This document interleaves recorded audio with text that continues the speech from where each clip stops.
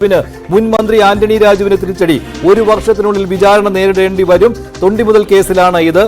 വ്യാജ തൊണ്ടിമുതൽ വെച്ച് പ്രതിയെ രക്ഷപ്പെടുത്തി എന്നുള്ളതാണ് അദ്ദേഹം അഭിഭാഷകനായിരുന്ന സമയത്ത് ഉണ്ടായതാണ്. അത് പിന്നീട് വലിയ വിവാദമാവുകയും അത് കേസായി മാറുകയും ചെയ്തിരുന്നു. ഈ കേസിൽ എന്തുകൊണ്ട് വിചാരണ നീണ്ടുപോകുന്നു എന്നുള്ള കാര്യം നേരത്തെ ഉണ്ടായിരുന്നു. അദ്ദേഹം മന്ത്രിയായിരുന്ന സമയത്തായിരുന്നു അത്. എന്തായാലും അതിനുശേഷമാണ് വിചാരണ നേരിടണം എന്നുള്ള ഉത്തരവ് ഹൈക്കോടതിയിൽ നിന്ന് വരുന്നത്. തുടർന്ന് അദ്ദേഹം അപ്പീലുമായി പോവുകയായിരുന്നു. അപ്പീൽ തള്ളി ആന്റണി രാജുവിന് തിരിച്ചടി.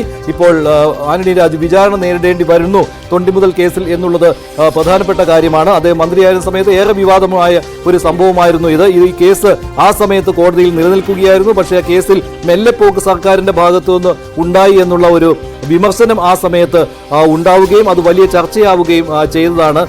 ഈ വിഷയത്തിലാണ് ഇപ്പോൾ സുപ്രീം കോടതിയിൽ നിന്ന് ഉത്തരവ് വന്നിരിക്കുന്നത്. കാർത്തിക്, എന്താണ് സുപ്രീം കോടതി ഉത്തരവിൽ പറയുന്നത്? ഇത് വലിയ രീതിയിൽ തിരിച്ചടിയാകുന്ന ഒരു വിഷയമായി മാറുകയാണല്ലോ മുൻ മന്ത്രി കൂടിയായ ആന്റണി രാജുവിന്.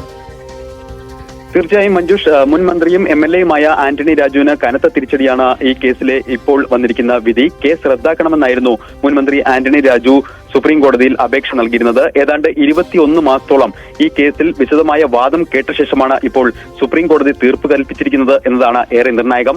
2 മാസം മുൻപ് തന്നെ ഇതിന്റെ വാദം പൂർത്തിയായിരുന്നു. സുപ്രീം കോടതിയുടെ വിധിപ്പകർപ്പിന്റെ പൂർണ്ണരൂപം പുറത്തു വരാനുണ്ട്. എങ്കിൽ കൂടിയും വിധിയുടെ വിശദാംശങ്ങൾ ഇങ്ങനെയാണ്. ആന്റണി രാജു വിചാരണ നേരിടണം എന്നതാണ് ഇതിൽ സുപ്രീം കോടതി പ്രധാനമായും പറഞ്ഞിരിക്കുന്നത്. 1 വർഷത്തിനകം ഈ വിചാരണ പൂർത്തിയാക്കണം. ഈ ഡിസംബറിനുള്ളിൽ പൂർത്തിയാക്കണം എന്നൊരു നിർദ്ദേശമാണ് നൽകിയിരിക്കുന്നത് എന്നാണ് ലഭ്യമാകുന്ന വിവരം. ഡിസംബറിൽ ആന്റണി രാജു നേരിട്ട് ഹാജരാകണം എന്നുകൂടി സുപ്രീം കോടതി വ്യക്തമാക്കിയിട്ടുണ്ട്.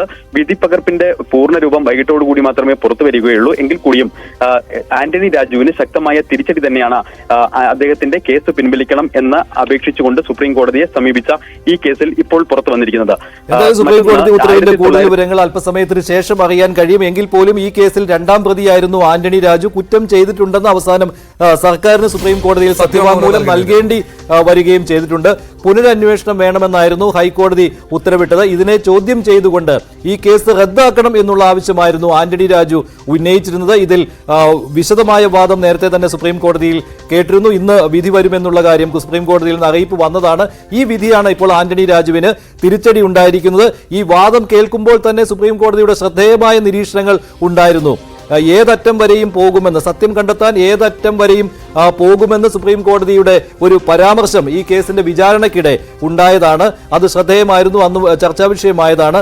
വേണമെങ്കിൽ ഈ കേസിന്റെ അന്വേഷണം CBIക്ക് കൈമാറാനും തങ്ങൾക്ക് അധികാരമുണ്ടെന്ന് അന്ന് വാദത്തിനിടെ സുപ്രീം കോടതി പറഞ്ഞതുമാണ്. എന്തായാലും ആന്റണി രാജുവാണ് കേസ് റദ്ദാക്കണമെന്നും ഈ കേസിൽ തെളിവുകൾ ഇല്ല എന്നും പറഞ്ഞുകൊണ്ട് സുപ്രീം കോടതിയെ സമീപിച്ചത്. എന്നാൽ അദ്ദേഹത്തിന്റെ ആവശ്യം തള്ളിക്കളഞ്ഞിരിക്കുകയാണ്. തൊണ്ടി മുതലിൽ കൃത്രിമം കാണിച്ചു എന്നായിരുന്നു അദ്ദേഹത്തിനെതിരെയുള്ള പരാതി. അന്ന് ജൂനിയർ അഭിഭാഷകനായിരുന്നു ആന്റണി രാജു.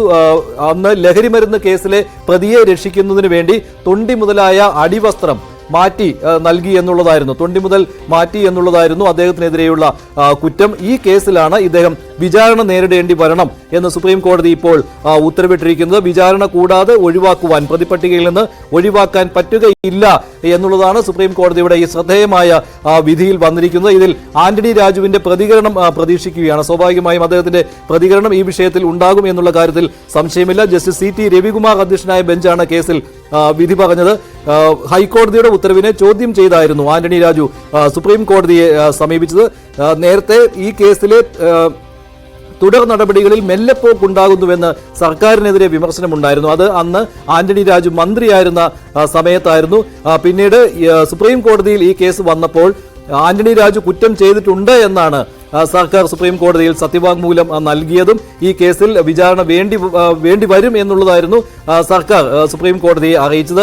ആന്റണി രാജുവിന്റെ ആവശ്യം തള്ളിക്കൊണ്ടാണ് ഇപ്പോൾ സുപ്രീം കോടതിയിൽ നിന്ന് ഈ ഉത്തരവ് വന്നിരിക്കുന്നത്. 30 വർഷം മുമ്പുള്ള ഒരു കേസാണ്. അതായത് നെടുമങ്ങാട് കോടതിയിൽ നിന്ന് ഈ തൊണ്ടി മുതൽ മാറ്റി എന്നുള്ള കേസ്, അതായത് വിദേശിയായിട്ടുള്ള ആൾ അത് ലഹരി കേസിൽ പിടിക്കപ്പെടുന്നു.